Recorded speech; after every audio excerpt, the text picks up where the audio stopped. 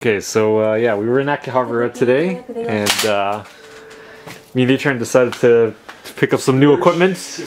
Pick up some new equipment, and well good. Yeah, we just got some new stuff here. Etran's about to demo one of these right here. Nice. You press this one here. Yeah.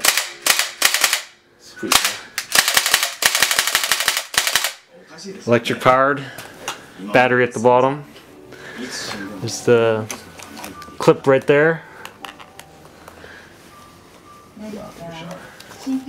Lights back in. Load some BBs in. Same kind of setup on this one here. This one's mine.